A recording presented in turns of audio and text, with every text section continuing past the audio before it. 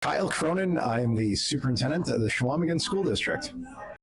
I'm John Gaier. I'm the former superintendent at the school district of Neillsville and the interim superintendent at New Auburn. I'm Nate Burklund. I'm the superintendent for the school district of Niagara. We talked about a lot of the challenges with public education, from budget to enrollment to job shortages, not just in education, but also in support staff positions. I think along with that, some of the challenges around enrollment in Wisconsin across the entire state, especially in our rural areas where populations in some areas are declining steeply, and not just student population, but entire county and village and city populations that are in steep decline. And what that means, not just for the enrollment of a district, but how the finances of a district might look moving forward. Yeah, there's a myriad of things. A lot of things that just aren't being addressed legislatively that would help out school districts. Transportation challenges that are there, declining enrollment challenges that are out there, aging communities that are out there, fewer kids that live in the district, and we've never really addressed how to deal with declining enrollment and those type of things. And there's going to be some need for more flexibility for rural schools in order to stay in business. Yeah, so in the Chequamegon School District, we have about 740 square miles.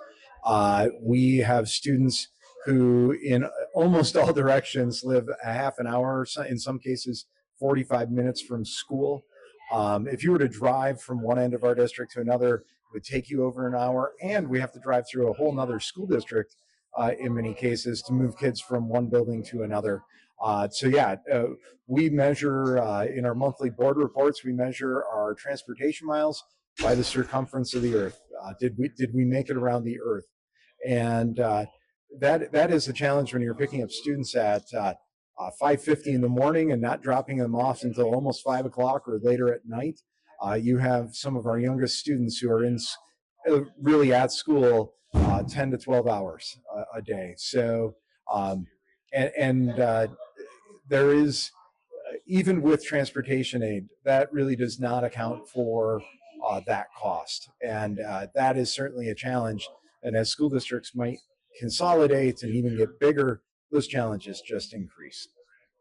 Yeah, transportation, we're in a district, or my old district was divided by a river. There were only two places to cross in that river, which created problems.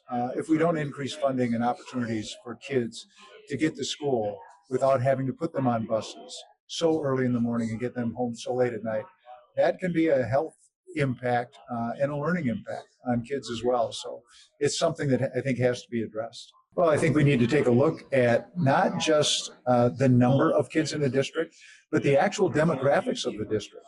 I think that there should be some special funding for special needs kids as in a weighted count. I know we've got some increase in special education funding, but we're still transferring the vast majority of money out of our general budget to backfill what special education does not pay for. We don't do anything really for poor kids. We should be able to weigh more poor kids more in our enrollment counts. What we do now is just think that every kid looks the same that's walking into every district. And I can tell you the kids that walk into my district are significantly different than kids that may walk into a really wealthy suburban district. So I think we need to take in consideration the actual demographics of the kids that schools are serving, so that we can make sure that there's a funding source that supports those kids and what they need. It's not that these kids can't learn and that they shouldn't, that they don't have a chance to be successful, but we know it's a little higher lift to get those kids there, and it takes a little bit more. Unfortunately, we don't get that little bit